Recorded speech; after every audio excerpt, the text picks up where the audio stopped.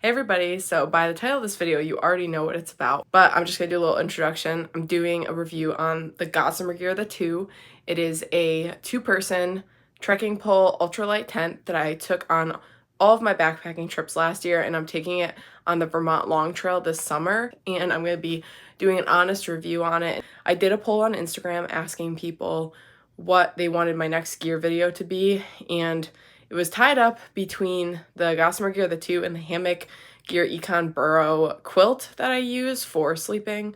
So I just chose to do this. The video was done outside, but my microphone wasn't working. The audio quality at first isn't the best because there was somebody outside weed whacking, but it did get better shortly through the video. So hope you enjoy. So today I'm reviewing my backpacking tent that I've used for the last year of long distance backpacking. Before I start the review, sorry about the noise. My neighbor is weed whacking and there's nothing I can do about it. He's been going at it for like an hour, so. I have a microphone on, hopefully you can hear me okay.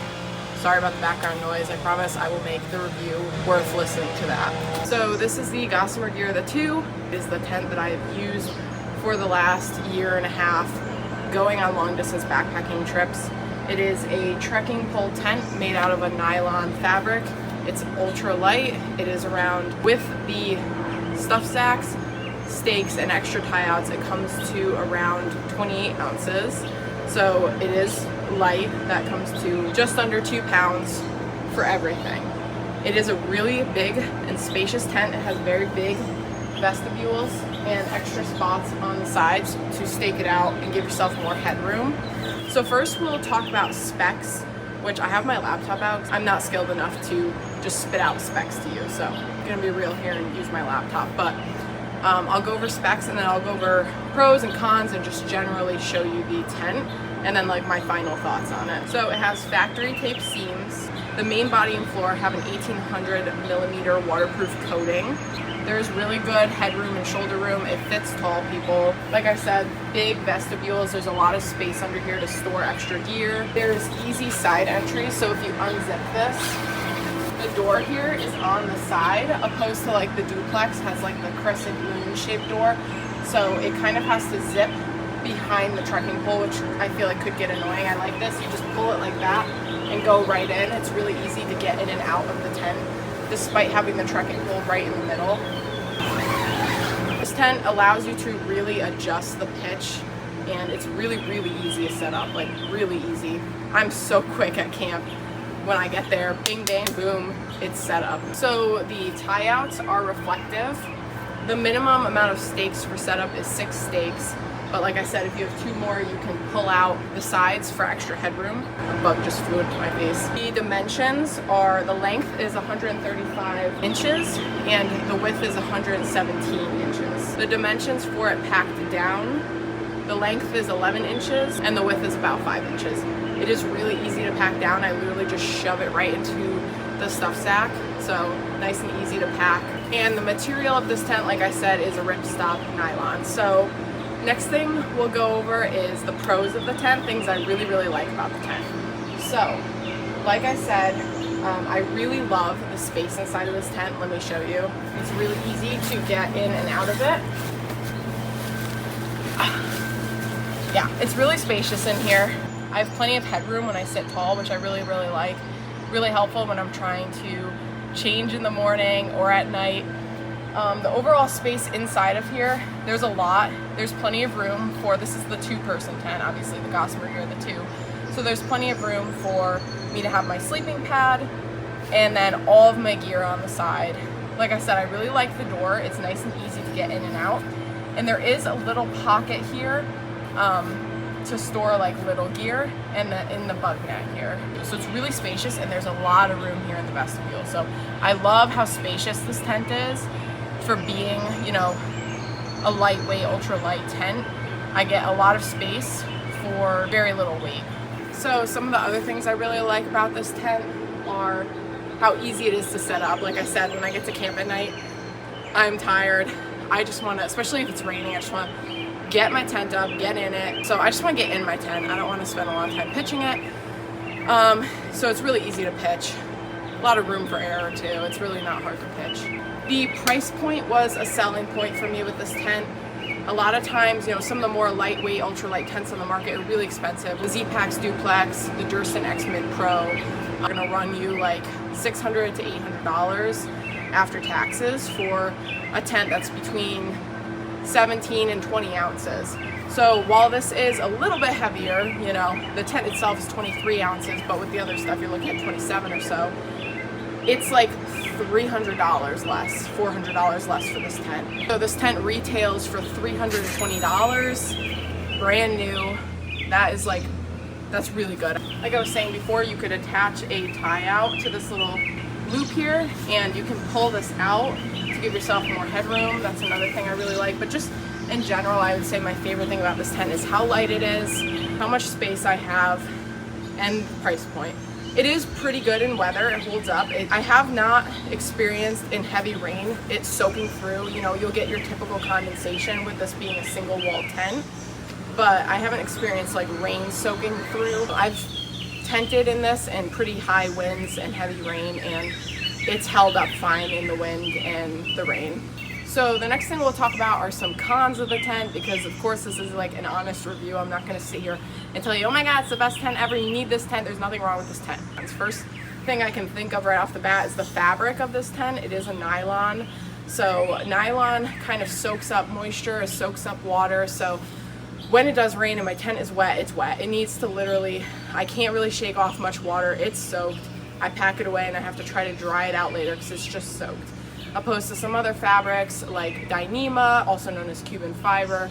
The water kind of rolls off of that fabric, but that fabric isn't quite as packable as nylon. So, you know, there's pros and cons to nylon, but the biggest con I can think of is the fact that it just soaks up water. Another con of this tent would be condensation. Being a single wall tent, depending on how you're pitching your tent and the conditions outside, you can get some condensation.